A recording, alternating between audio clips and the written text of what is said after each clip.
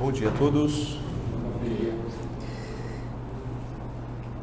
Meus queridos, hoje pela manhã nós vamos fazer uma pequena alteração.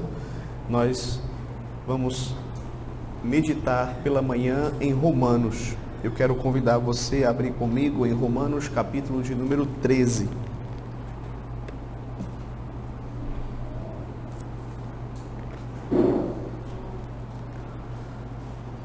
Romanos 13, do versículo 1 até o verso 7.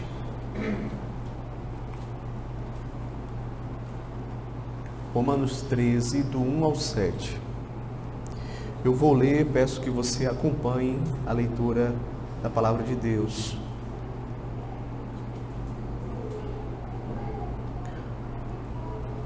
Todo homem esteja sujeito às autoridades superiores, porque não há autoridade que não proceda de Deus, e as autoridades que existem foram por ele instituídas, de modo que aquele que se opõe à autoridade resiste à ordenação de Deus, e os que resistem trarão sobre si mesmos condenação, porque os magistrados não são para temor quando se faz o bem, e sim quando se faz o mal. Queres tu temer a autoridade? Faze o bem e terás o louvor dela, visto que a autoridade é ministro de Deus para teu bem. Entretanto, se fizeres o mal, teme, porque não é sem motivo que ela traz a espada, pois é ministro de Deus, vingador, para castigar o que pratica o mal. É necessário que lhe estejais sujeitos, não somente por causa do temor da punição, mas também por dever de consciência. Por esse motivo, também pagais tributos, porque são ministros de Deus, atendendo constantemente a este serviço. Pagai a todos o que lhe é devido, a quem tributo, tributo, a quem imposto, imposto, a quem respeito, respeito, a quem honra, honra. Até aqui, queridos, a leitura da palavra do Senhor. Nós vamos orar. Senhor Deus, graças nós te rendemos, ó Pai, pela maravilhosa oportunidade de nesta manhã podermos estar reunidos, louvando, bendizendo e exaltando o teu santo nome. Obrigado também pelo grande privilégio de podermos adentrar em tua presença em oração, trazendo os nossos rogos, os nossos agradecimentos. Nesta hora, Senhor, suplicamos que o Senhor nos capacite tanto a compreender a Tua palavra, quanto a guardá-la em nosso coração, para que assim, Senhor, possamos colocar em prática, não pecando contra Ti, mas obedecendo a Tua vontade revelada para nós, para que assim, Senhor, vivamos cada vez mais para a Tua honra, para a Tua glória. Ser com a minha vida, ó Deus, que o Senhor possa capacitar-me a falar tão somente aquilo que é pertinente à Tua palavra, e que nesta manhã possamos ser edificados pela mesma. É o que eu te peço em nome de Jesus. Amém. Amém.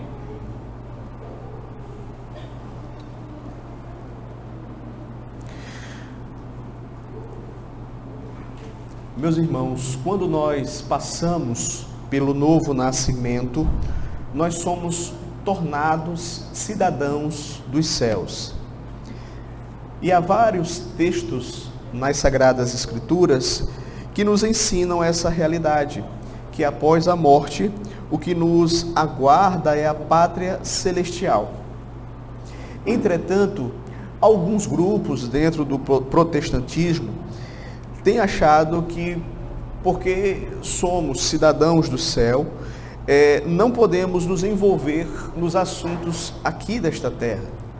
Por exemplo, na questão das leis, na questão da política, na questão do governo civil. E a Escritura nos ensina, meus queridos, que mesmo sendo cidadãos do céu, o cristão não deixa de ser também cidadão aqui desta terra. Inclusive, somos ensinados que bons cidadãos dos céus devem ser bons cidadãos também da terra. E é a respeito disso que nós vamos tratar nesta manhã. Veja, temos visto que desde o capítulo 12, o apóstolo Paulo, ele vem exortando a igreja a responder de forma positiva ao Evangelho, mostrando gratidão a Deus por tudo aquilo que ela recebeu da misericórdia e da graça de Deus. E como seria então essa resposta? Nós estamos estudando aqui nos domingos à noite. Primeiro, nos 2 primeiros versos, o apóstolo Paulo, ele fala da nossa relação com Deus. Ele diz que devemos apresentar os nossos corpos como sacrifício santo, agradável a Deus, que é o nosso culto racional. Segundo, com relação a nós mesmos, do verso 3 ao verso 8, Paulo ensina que devemos entregar as nossas vidas e os nossos dons de forma humilde e exercermos esses dons para a edificação do corpo de Cristo e para a glória de Deus. Em terceiro lugar, dos versos 19 até o verso de número 21, texto que nós lemos na liturgia, nós observamos que o apóstolo Paulo fala de vivermos em amor. E esse amor deve ser demonstrado pelos irmãos, por Deus, inclusive pelos próprios inimigos. E aqui no capítulo 13, queridos, no início nós vamos perceber que o apóstolo Paulo, então, ele vai começar a tratar sobre a questão da relação entre o cristão e as autoridades civis. Então, na semana passada, nós tivemos a oportunidade de estudar o texto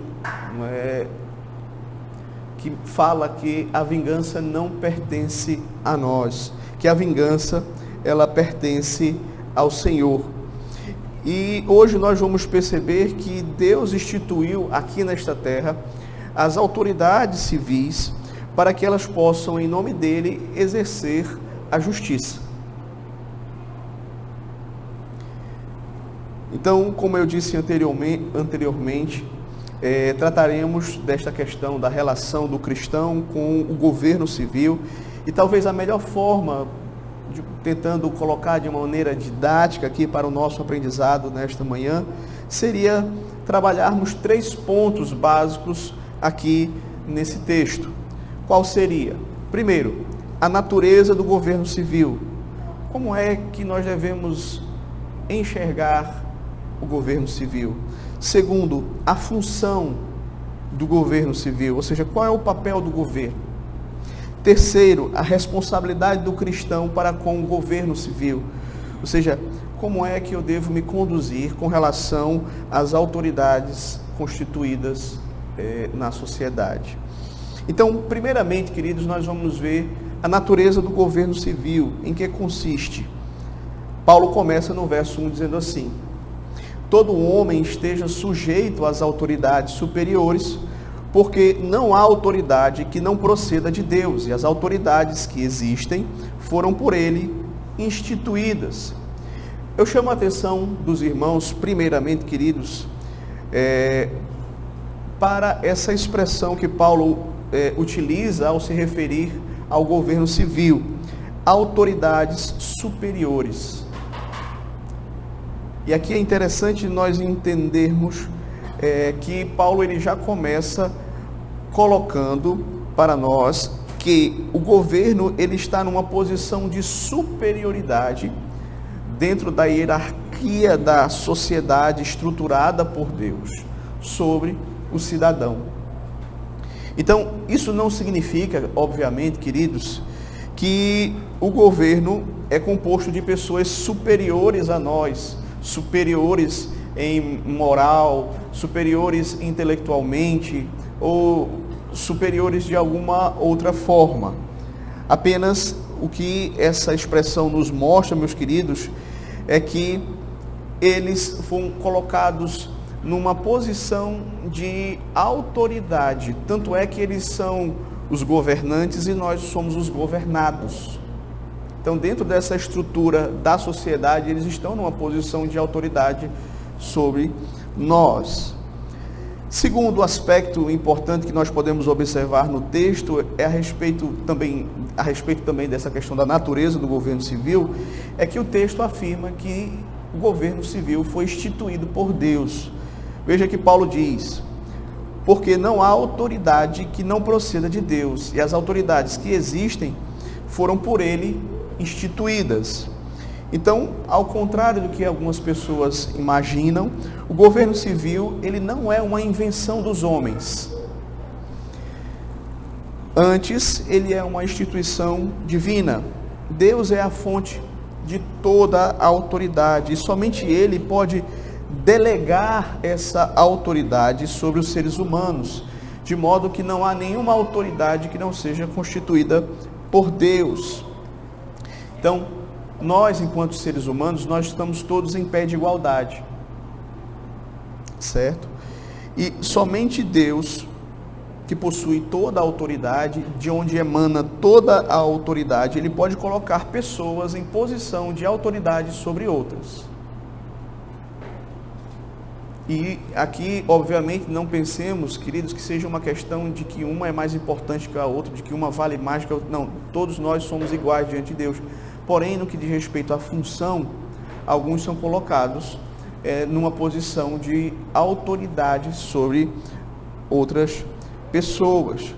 É interessante, queridos, nós lembrarmos, por exemplo, que o próprio Senhor Jesus Cristo reconheceu isso. Quando ele estava sendo ali interrogado por Pilatos, e Pilatos diz assim: não, mas você não sabe que eu tenho autoridade sobre você, tanto para te soltar quanto para te crucificar? E lá em João capítulo 19, verso 11, o Senhor Jesus responde assim: nenhuma autoridade terias sobre mim, se de cima não te fosse dada. Por isso, quem me entregou a ti, maior pecado tem.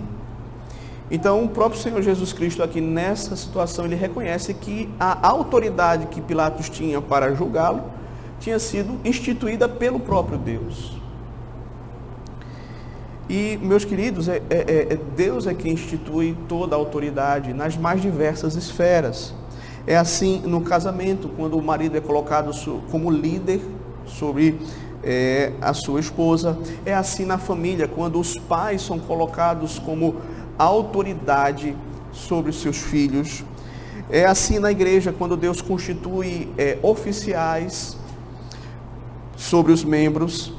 E da mesma maneira ocorre com relação ao Estado. É Deus quem institui o governo. Então, meus queridos, o governo civil, assim como no casamento, assim como na família, assim como na igreja, é uma instituição divina.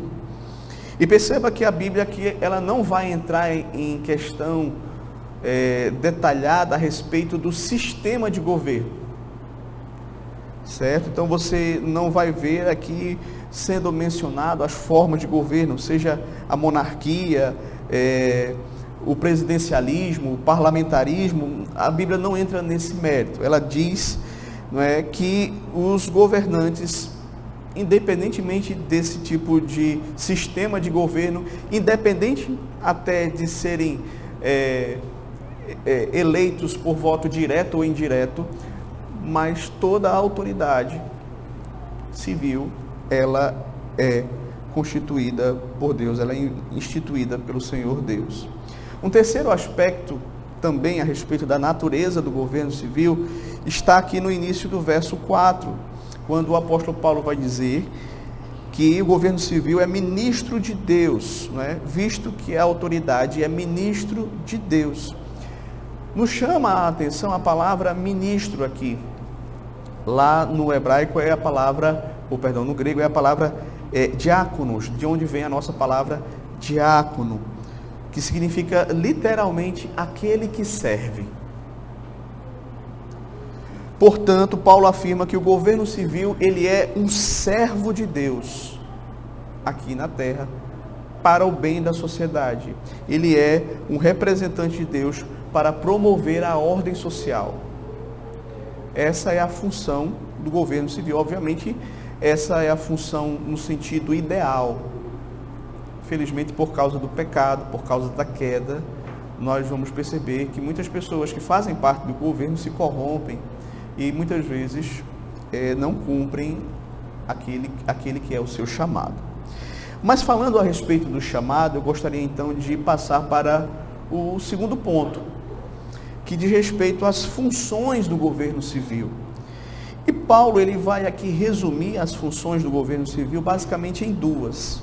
Se você observar no verso 4, ele vai dizer assim: visto que a autoridade é ministro de Deus para o teu bem, entretanto, se fizeres o mal, teme, porque não é sem motivo que ela traz a espada, pois é ministro de Deus, vingador, para castigar o que pratica o mal. Então, Paulo mostra aqui duas funções básicas do Estado, dois deveres que competem ao Estado. Primeiro, a promoção do bem público. Segundo, a punição do mal. Então, vejamos cada um deles separadamente. Primeiro, a respeito do bem público. É função do Estado promover o bem público, visto que a autoridade é ministro de Deus para o teu bem. É o que diz aqui o texto. Então, aprove a Deus instituir as autoridades civis com esse propósito de promover o bem público. Então, as pessoas muitas vezes elas discordam a respeito de qual é o limite deste bem, certo? Uns defendem um Estado mais amplo, outros um Estado menor, certo? Por exemplo, lá nos Estados Unidos, o governo entende que não é responsabilidade dele cuidar da saúde da população. Aqui no Brasil, o governo já entende que essa é uma responsabilidade. Então, há muita discussão a respeito disso. O fato é, queridos, que há diversas formas do Estado promover o bem. Uma delas é criar um ambiente de segurança econômica, um ambiente de segurança social, para que os cidadãos possam, de fato, se desenvolver e serem produtivos. Certo? Então, há diversas formas de promover o bem. Mas uma segunda função do Estado é punir o mal.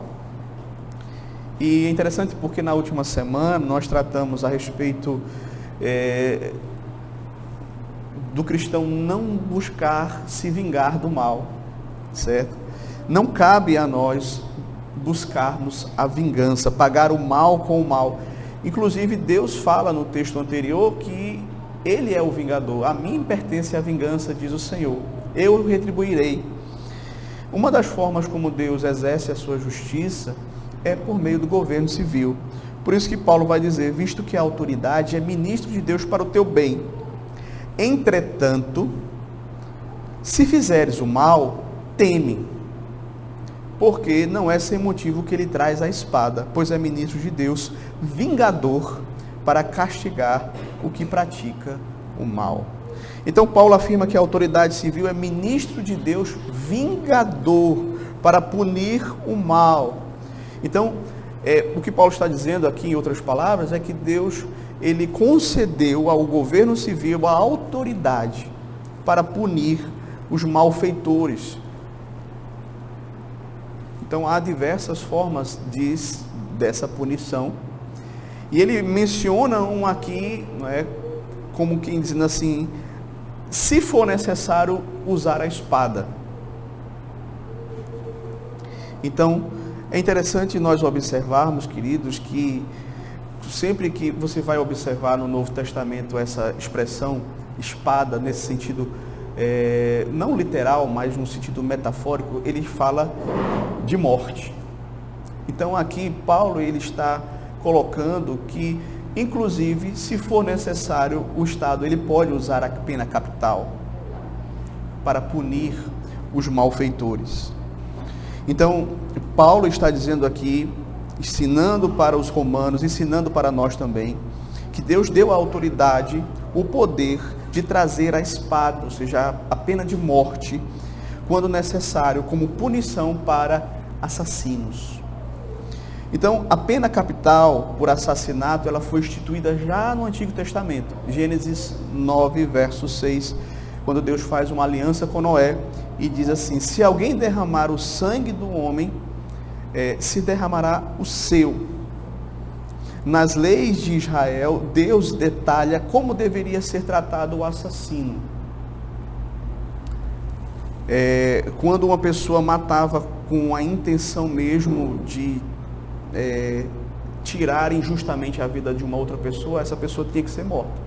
Se ela tirou a vida da outra pessoa por uma questão de fatalidade, sem a intenção, então havia uma cidade de refúgio para onde ela poderia ir e se refugiar ali, certo? Então, você vai perceber que, tanto no Novo Testamento, aqui, na própria carta aos Romanos, aqui no capítulo 8, verso 35, Paulo usa essa expressão espada como significando a morte. E no Antigo Testamento você vai perceber claramente que Deus já havia instituído ali a pena de morte. Por quê? Porque para Deus a vida é algo tão valioso, que essa é a forma como o assassino ele deve pagar por tirar injustamente a vida do outro. Aí talvez você diga assim, mas pastor, lá no Antigo Testamento não diz assim, não matarás? O termo ali, que não é tão bem traduzido no nosso português, é não assassinarás.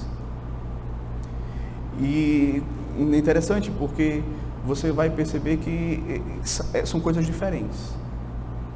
O assassinato é você tirar a vida de uma pessoa injustamente. Então, se Deus ele preza tanto pela vida, que se você fizer isso, então a pena para você deveria ser, ali naquela teocracia, a pena de morte, certo?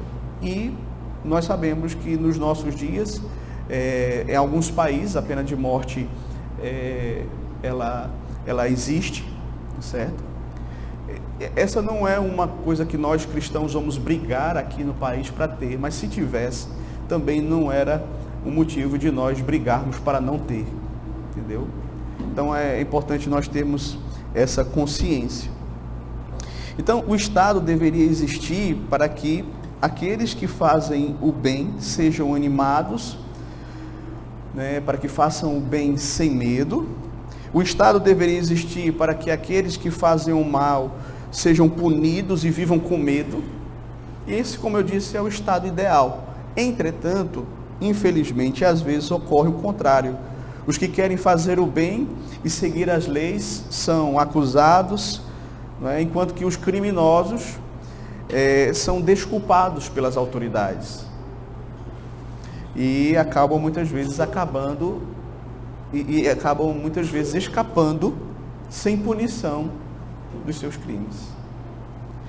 Então, queridos, basicamente essas são as duas funções do Estado. Agora, terceiro ponto que eu gostaria de tratar nesta manhã, a responsabilidade do cristão com respeito às autoridades civis. Então, o cristão, ele não está isento das suas responsabilidades civis.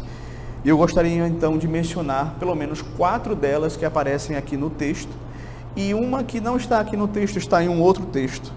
Então, quais são os nossos deveres como crentes para com as autoridades civis? Primeiro, a responsabilidade do crente é obedecer às autoridades. Veja que no verso 1, Paulo diz, todo homem esteja sujeito às autoridades superiores, ou seja, todo homem deve estar sujeito, submisso, obediente às autoridades superiores.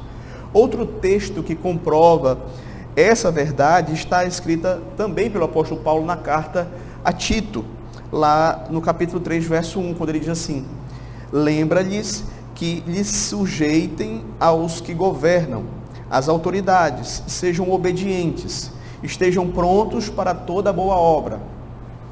Então aqui também Paulo vai reforçar o mandamento. Outro texto que também serve de base para essa responsabilidade de obediência da parte do crente para com as autoridades é 1 Pedro 2, do 13 ao 14, onde o apóstolo Pedro diz assim, sujeitai-vos a toda instituição humana por causa do Senhor, quer seja o rei como soberano, quer as autoridades como enviadas por ele, tanto para castigo dos malfeitores, como para louvor dos que praticam o bem. Então aqui nós encontramos, mais uma vez, a ideia de que nós, enquanto crentes, devemos ser submissos, ou sujeitos, ou obedientes às autoridades civis. E também encontramos aqui, sendo mencionado, também a a função do Estado, né? Ele menciona aqui, proteger aqueles que praticam bem e castigar os malfeitores. Então, quando nós observamos, meus queridos, essa porção aqui, nós vamos perceber que o apóstolo Paulo, ele nos dá também algumas razões para que possamos obedecer às autoridades civis. Devemos obedecer por temor da punição, mas não somente por isso, certo? Devemos obedecer não somente por uma questão de temor do castigo, mas também por uma questão de consciência. É interessante porque você vai ver que a maioria dos ímpios, eles não roubam, eles não praticam os males porque eles temem aquilo que eles podem sofrer, o que a polícia vai fazer com eles, se eles praticarem determinados crimes. Mas veja que Paulo vai dizer aqui no verso 5, é necessário que lhes estejais sujeitos, não somente por causa do temor da punição, mas também por dever de consciência. Então, quando nós obedecemos às autoridades civis, não devemos fazer isso simplesmente por medo da punição, por medo do castigo, ou por medo da multa, vamos dizer assim. Mas devemos fazer isso por uma questão de consciência, porque sabemos que Deus instituiu as autoridades e que, como parte da minha obediência a Deus, eu devo ser obediente às autoridades. Certo? Então, é por causa da consciência de que nós estaremos desobedecendo a Deus, se desobedecermos à autoridade, que nós vamos procurar obedecê-las. Então, meus irmãos, aqui está a primeira responsabilidade do cristão em relação ao governo civil, à obediência, e devemos fazer isso não meramente por causa do temor da punição, mas porque é algo que agrada a Deus, é algo da vontade de Deus, né? Então, por dever de consciência, eu me submeto também às autoridades. Agora, cabe aqui uma pergunta importante neste ponto. Até que ponto nós devemos obediência às autoridades constituídas? Então, devemos fazer essa ressalva, ok? Há situações em que a obediência não é correta? Sim. E eu gostaria aqui de mencionar algumas situações em que nós não somos, diremos assim, nós somos desobrigados a obedecer à autoridade constituída. Primeiro, quando uma lei obriga o cidadão a ir de encontro à lei de Deus. Quando alguma lei quer nos fazer, ou nos instrui, ou nos ordena, nos intimida a pecarmos contra Deus. Então, neste caso, o cristão, ele está desobrigado a seguir o governo. Vamos supor, não é, que nós temos um exemplo claro disso quando os apóstolos estavam pregando a Cristo e as autoridades deram um ultimato a eles: olha, não preguem mais. E os apóstolos disseram: não, nós vamos continuar pregando. Importa-nos obedecer a Deus que os homens. Certo? Então, quem é que tem mais autoridade? É Deus. Certo? Quem foi que instituiu, não é, as autoridades civis? Foi o próprio Deus. Então, se as autoridades civis estão me dizendo que eu devo desobedecer a Deus, eu devo obedecer àquele que tem mais autoridade, que é o próprio Deus. Uma empresa, o dono da empresa diz assim: olha, você vai fazer isso. O gerente diz: não, você vai fazer aquilo. A quem você obedece? A quem tem mais autoridade. Certo? Então, queridos, isso aqui é muito importante nós colocarmos. Então, se houver, por exemplo, hoje, nos nossos dias, uma lei que proíba os cristãos de pregarem o evangelho, nós vamos desobedecer. Há um tempo atrás, havia uma possibilidade de uma lei ser aprovada, não é? Uma lei em que obrigava os ministros do evangelho a realizarem casamentos homossexuais. Não iríamos fazer. Os irmãos iam ter que me visitar lá na cadeia, porque eu não ia fazer, certo? Então, quando o Estado ele cria leis que vão de encontro às leis de Deus, aí nós somos desobrigados a obedecer, certo? Uma segunda situação, que é uma exceção, né, à questão da obediência às autoridades, é quando as autoridades, elas agem de maneira arbitrária a própria lei delas. Por exemplo, nós temos aqui no Brasil a nossa Constituição, né? Então, quando há uma Constituição, há uma Carta Magna que rege as nossas leis, mas a autoridade diz assim, não, faça o contrário disso, nós também não somos obrigados a obedecer. Tem um exemplo interessante que nós podemos mencionar, só para mostrar que não é errado o cristão apelar para os seus direitos se ele vive em um determinado regime, certo? O apóstolo Paulo, em certa ocasião, ele foi preso lá na cidade de Filipos. E o apóstolo Paulo, ele era cidadão romano. Ele era judeu, hebreu, de hebreus, mas ele também tinha cidadania romana.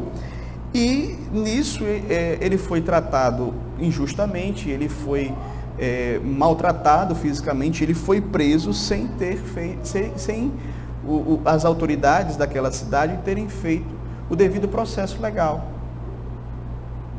Ou seja, eles eram regidos por uma lei, mas eles agiram contra essa lei.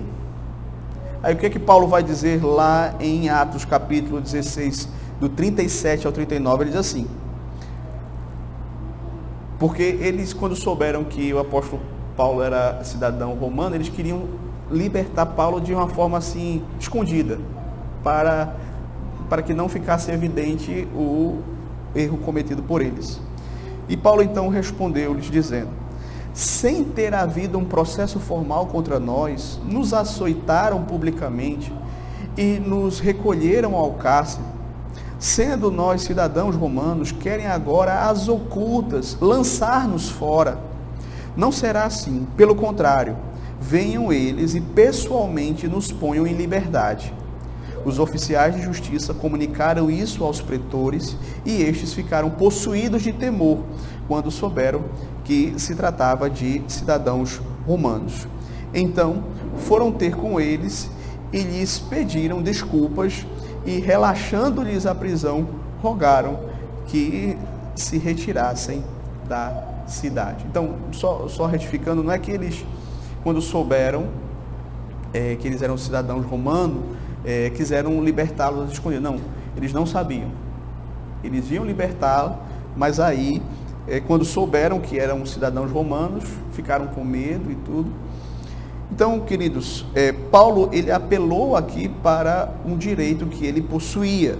Não é errado o cristão apelar quando os seus direitos são tolhidos, sendo que a própria Constituição da nação diz que aqueles direitos lhe pertencem. Então, o cidadão, ele pode recorrer, ele pode buscar os meios cabíveis, né, de forma legítima, de forma correta, de forma legal, e reivindicar os seus direitos. Uma terceira situação de exceção é quando as autoridades civis se voltam contra a igreja e buscam destruí-las. Então, nós podemos orar para que Deus remova esse tipo de governo, nós podemos participar de movimentos contrários, né, ao governo, ou seja, greves legais, passeatas, manifestações sociais. O cristão, ele pode participar desses eventos, desde que seja de forma ordeira e respeitosa, certo? Então, não é errado nós nos posicionarmos contra um governo que ele está comprometido em destruir a igreja, certo? Então, compreendendo essa primeira responsabilidade, a obediência com essas devidas ressalvas, vamos para o segundo ponto. É responsabilidade do crente honrar as autoridades. O texto também nos ensina que nós devemos respeito e honra às autoridades. Aqui no verso de número 7, você vai ver o apóstolo dizendo assim: pagai a todos o que lhe é devido, a quem tributo, tributo, a quem imposto, imposto, a quem respeito, respeito, a quem honra, honra. E lá na primeira epístola de Pedro, no verso 17, também vamos encontrar o outro apóstolo dizendo assim: tratai a todos com honra, amai os irmãos, temei a Deus e honrai o rei. Então, além da obediência, é preciso também honrarmos as autoridades constituídas. Isso nas mais diversas esferas. Então, assim como no lar a esposa deve respeitar e honrar o seu marido, assim como os filhos devem respeitar e honrar os seus pais, assim como os membros devem respeitar e honrar os seus oficiais, também aqueles que são os membros da sociedade devem respeitar e honrar as autoridades constituídas. E muitas vezes isso nós somos muito provocados em relação a isso, porque aqui no Brasil é muito comum uma cultura de zombaria em relação aos governantes. Então, muitas vezes você vai ver cristãos que entram sem se aperceber de que isso não é correto. Não é correto você desrespeitar as autoridades constituídas, certo? Por mais que muitas vezes a gente saiba que eles são corruptos e isso é comprovado, e, enfim, mas não cabe a nós, por eles agirem assim, nós agimos de forma errada também para com eles, de uma maneira como a Bíblia não autoriza que a gente age. Terceira responsabilidade do crente é dar suporte às autoridades civis.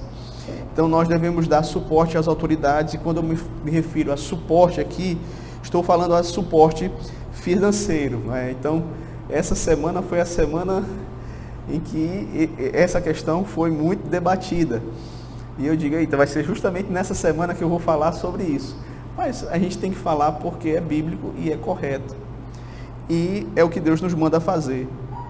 O erro das autoridades em relação a essa questão não significa que nós estamos desobrigados a cumprir com o nosso papel. Então, é papel, sim, de nós, membros da sociedade, apoiarmos e darmos suporte financeiro para que o Estado exerça as suas funções, certo? Por isso que Paulo vai dizer aqui: por esse motivo também pagaste tributos, verso 6, por esse motivo também pagaste tributos, porque são ministros de Deus, atendendo constantemente a esse serviço. Pagai a todos o que lhe é devido, a quem tributo, tributo, a quem imposto, imposto.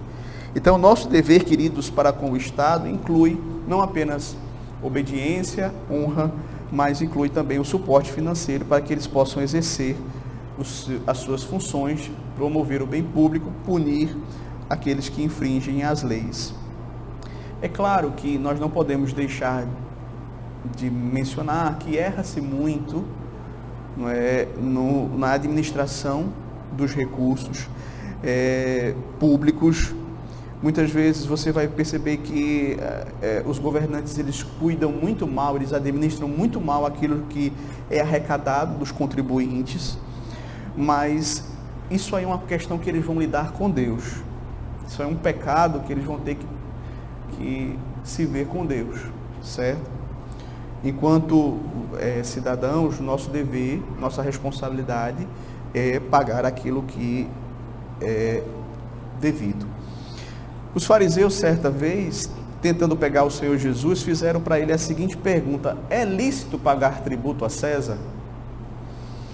E ele então, pegando um denário, perguntou: de quem é essa caricatura aqui, né?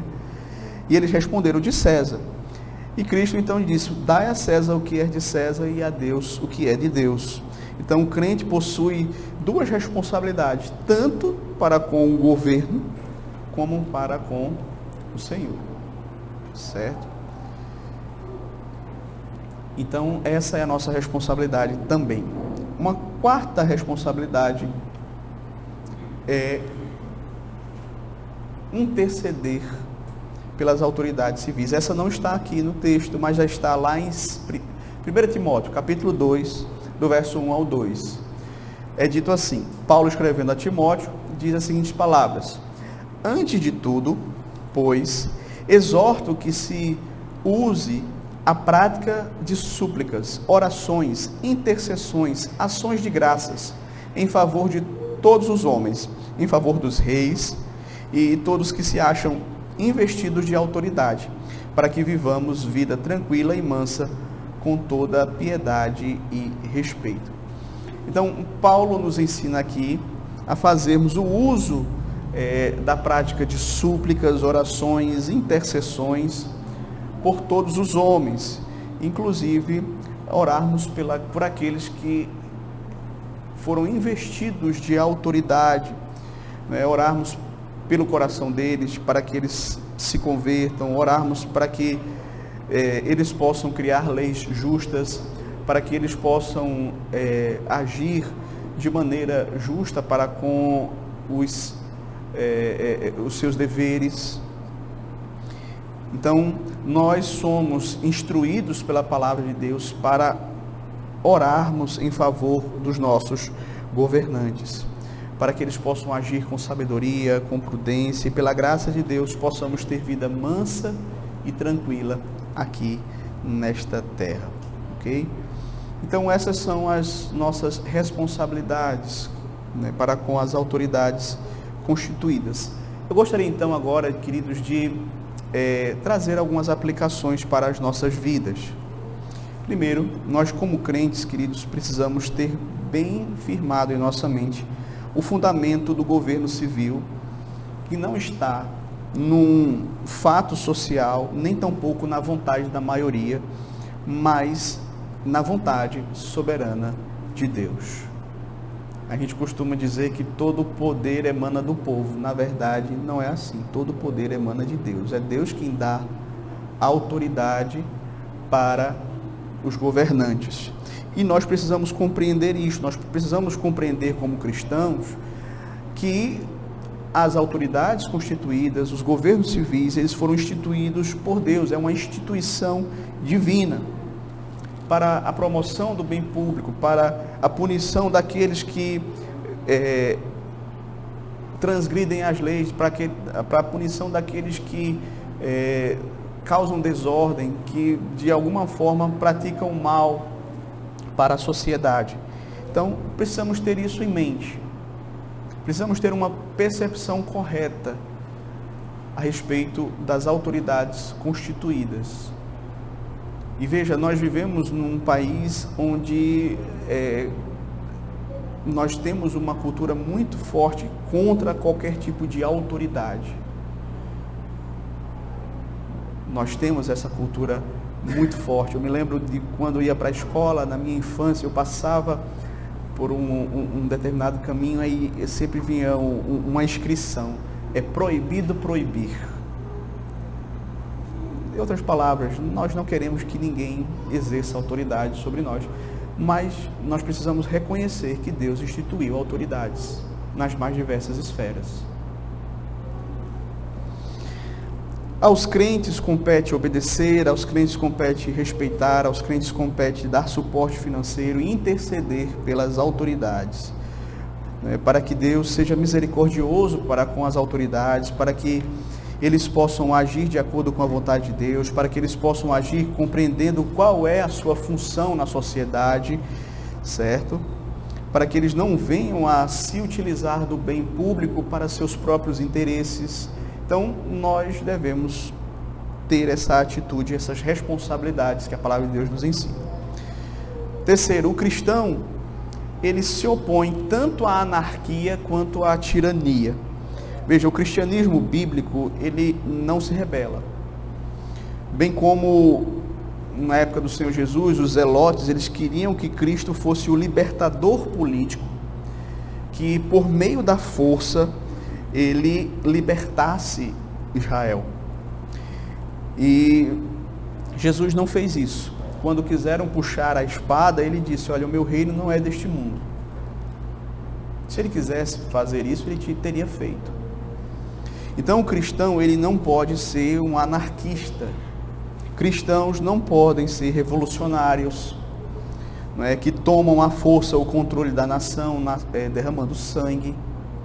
Cristãos não podem achar que podem se utilizar de meios errados para fazer o que é certo.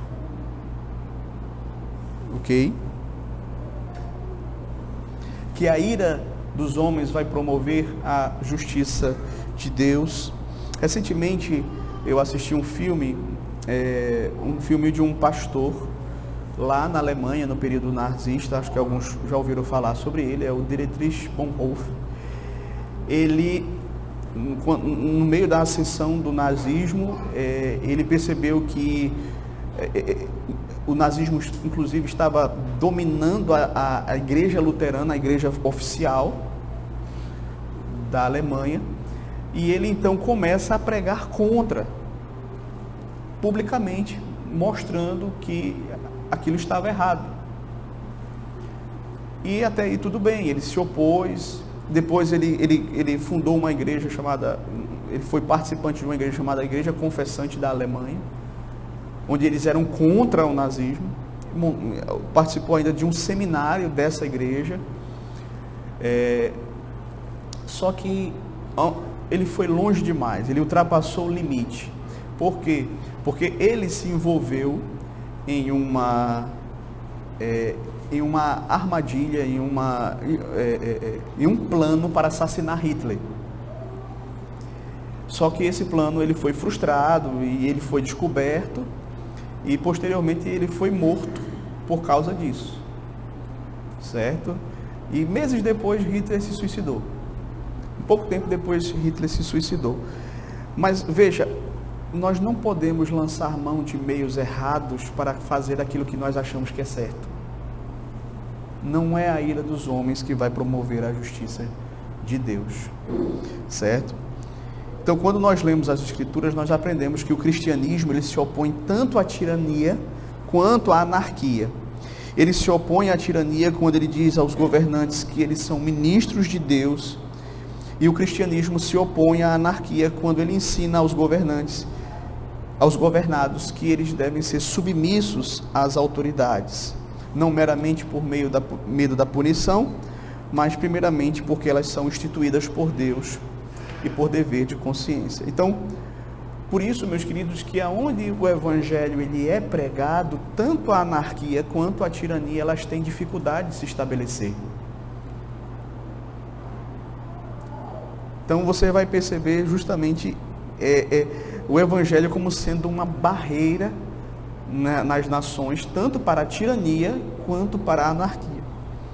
Quarto, a igreja pode informar ao Estado qual é a função dele. Veja, na Bíblia nós vemos diversos momentos o povo de Deus declarando à autoridade civil o que é certo e o que é errado.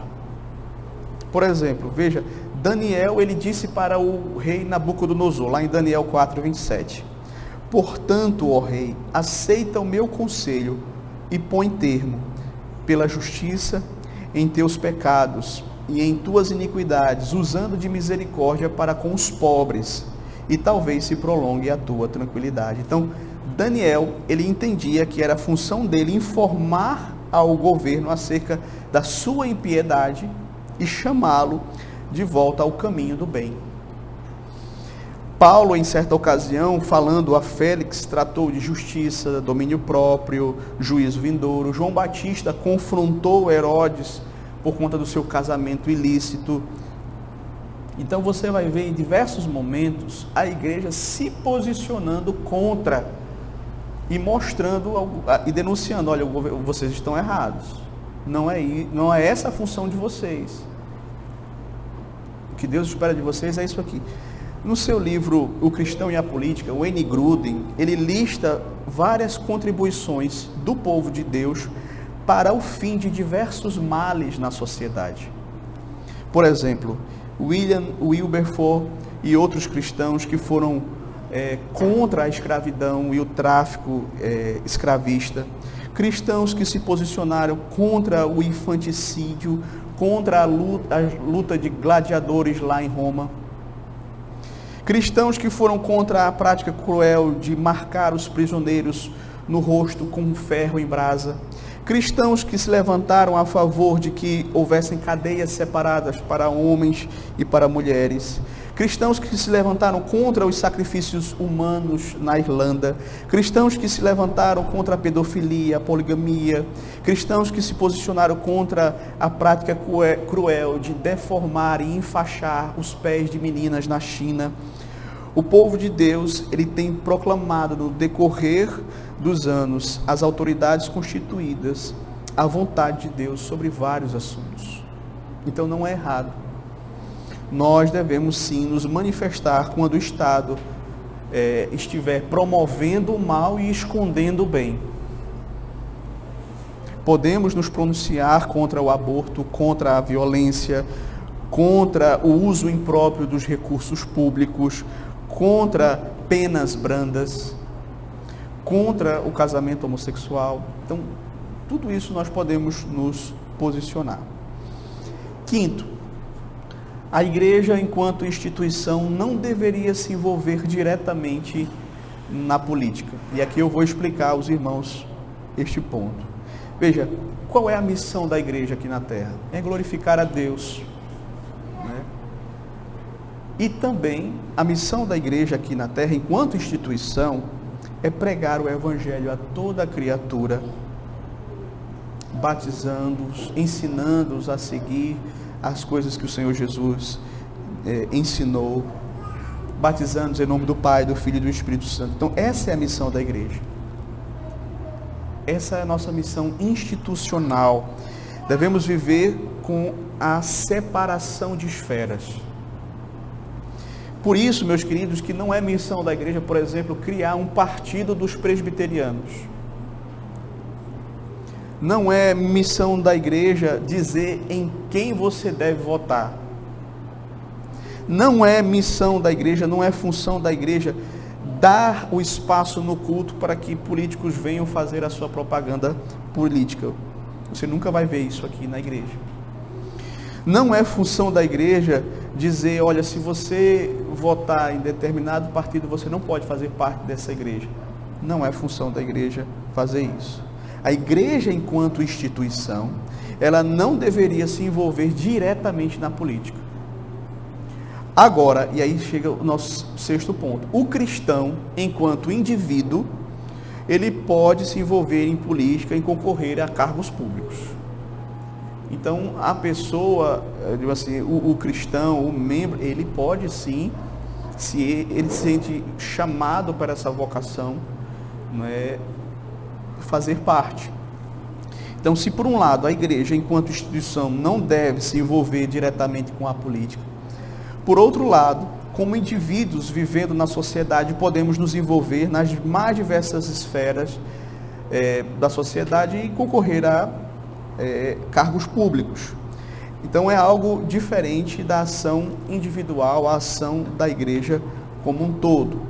Já que, e é interessante, não é errado os cristãos concorrerem, seja a vereador, a prefeito, seja governador, presidente. Não é errado o cristão fazer um concurso para ser policial, para ser servidor público de alguma forma. Não, delegado, enfim. Não há nada de errado nisso. Mas já que a gente tocou nesse ponto, né, eu pergunto a você que está aqui e que é servidor público. Você já pensou que você é ministro de Deus onde você está? Você é ministro de Deus para promover o bem e para combater o mal aonde você se encontra? No exercício da sua função, da sua vocação? Então é importante, queridos, nós entendermos isso.